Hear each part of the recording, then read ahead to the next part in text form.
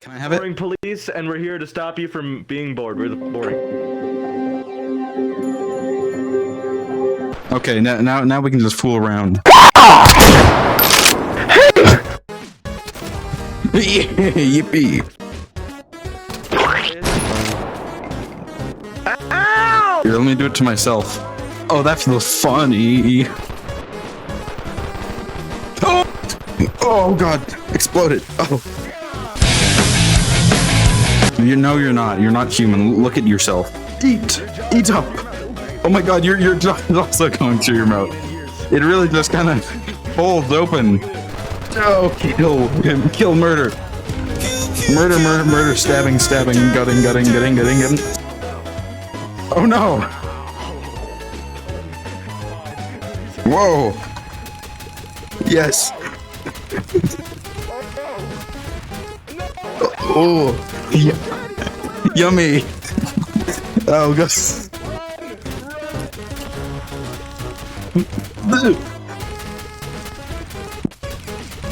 Help! Get me out of here! There. No, wait, that didn't help. Oh god, he's just dead now. No! Oh, hey, this guy is fine though. This guy's completely okay. Okay, where's this spawn? Hello. Hi. How's it going? Oh, I found it again. Stop blowing people. I won't let it happen. Owie. This was big painful. I'm gonna go test my map now and work. And so, that fateful day, our heroes abandoned each other and never spoke again, because they all died of chlamydia in like 2 hours after this was recorded. It really is quite sad. Anyway, here's Joe Biden kissing a horse. A horse walks into a bar, and Joe Biden says, "Why the long face, man?" And then they kissed.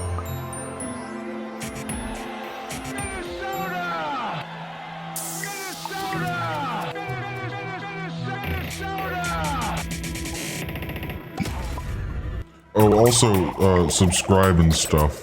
But, since this video is so short to, you know, bring out the runtime, I'm gonna read the Declaration of Independence. Okay, here we go. In Congress, July 4th, 1776, the unanimous declaration of the 13 United States of America, when in the course of human events, it comes necessary for one people to dissolve the political bands which have connected them with another, and to assume the powers of the earth. The separate and equal station to which the laws of nature and nature's God entitle them, a decent respect to the opinions of mankind requires that they should declare the causes which impel them to the separation. We hold these truths to be self-evident, that all men are created equal, that they are endowed by their Creator with certain unalienable rights, that among these are life, liberty, and the pursuit of happiness. To secure these rights, governments are instituted among men, deriving their just powers from the consent of the governed, that whenever any form of government becomes destructive of these ends, it is the right of the people to alter or to abolish it, and to institute new government, laying its foundation on such principles and organizing its power in such form as to them shall seem most likely to their safety and happiness. Prudence indeed will dictate that government long established should not be changed for light and transient causes, and accordingly all experience hath shewn that mankind are more disposed to suffer while evils are sufferable than to right themselves by abolishing the forms to which they are accustomed. But when a long train of abuses and usurpations pursuing invariably the same object and evinces a design to reduce them under absolute despotism. It is their right, it is their duty to throw off such government and to provide new guards for their future security. Such has been the patient sufferance of these colonies, and such is now the necessity which constrains them to alter their former systems of government.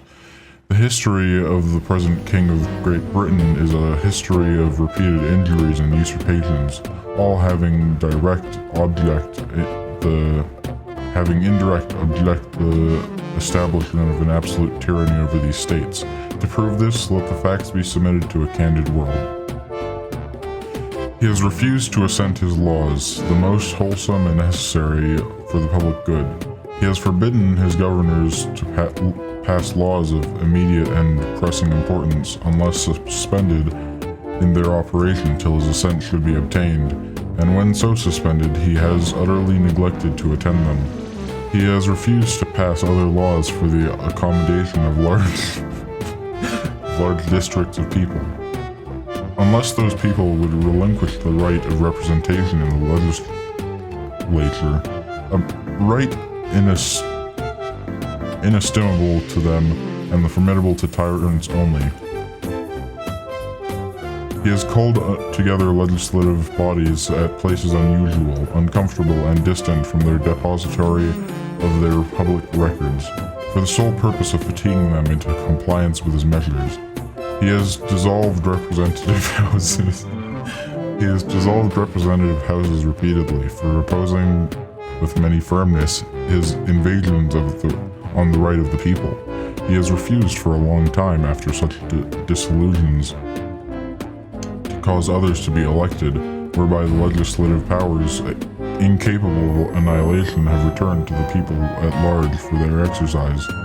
The state remaining in the meantime exposed to all dangers of invasion from without and convulsions within.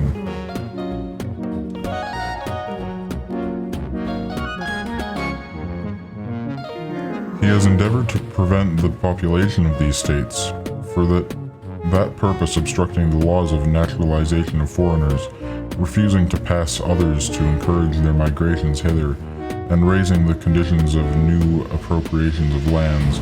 He has obstructed the administration of justice by refusing his assent to laws for establishing judiciary powers.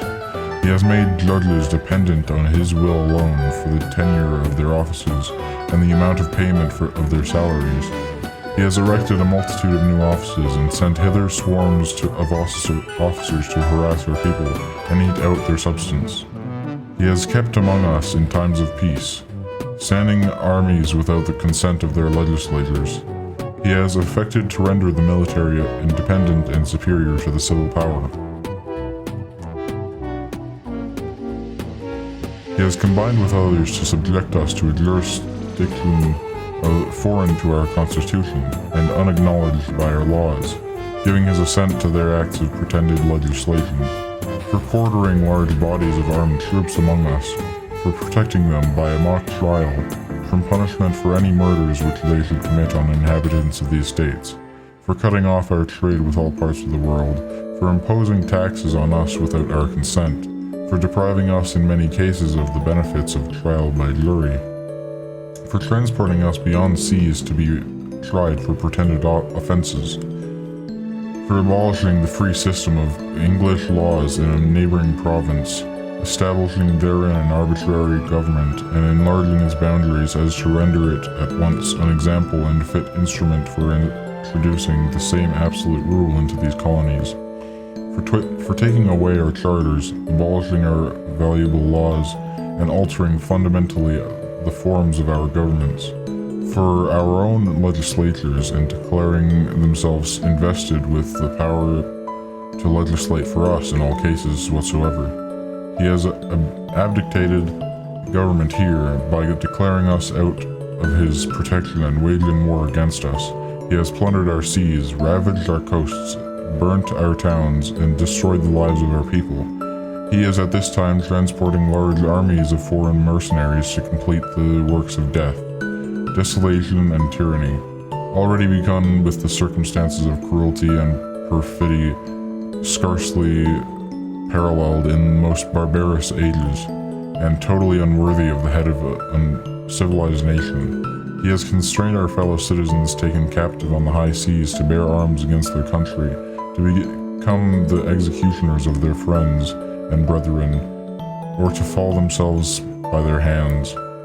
He has excited domestic insurrections amongst us, and has endeavored to bring on the inhabitants of our frontiers, the merciless Indian savages whose known rule of warfare is an undistinguished destruction of all ages, sexes, and conditions. In every stage of these oppressions, we have petitioned for redress in the... Is this really the Declaration of Independence? In every stage of these oppressions, we have petitioned for redress in the most humble terms. Our repeated petitions have been answered only by repeated injury. A prince whose character is thus marked by every act which may define a tyrant is unfit to be the ruler of free people. Nor have we been wanting in attentions to our British brethren. We have warned them from time to time of attempts by the legislature to extend an unwarrantable jurisdiction over us. We have reminded them of the circumstances of our immigration and settlement here. We have appealed to their native justice and magnanimity, and we have conjured them by the ties of our common kindred to disavow these usurpations, which would inevitably interrupt our connections and correspondence. They too have been deaf to the voice of justice and consanguinity. We must therefore acquiescence in the necessity which denounces our separation, and acquiescence in the necessity which denounces our separation, and hold them as we hold the rest of mankind, enemies in war, in peace, friends. We therefore, the representatives of the United States of America, in General Congress assembled, appealing to the Supreme Judge of the world for the rectitude of our intentions, do, in the name and by authority of the good people of these colonies, solemnly publish and declare that these united colonies and of right ought to be free and independent states, that they are absolved from all allegiance to the British Crown, and that all political connection between them and the state of Great Britain is and ought to be totally dissolved, and that as free and independent as states, they have full power to levy war, conclude peace, contract alliances, establish commerce, and to do all other acts and things with independent states many may have right do. And for the support of this declaration, with a firm reliance on the protection of divine providence, we mutually pledge to each other our lives, our fortunes, and our sacred honor. Was that the Declaration of Independence? Here, let's go to Wikipedia.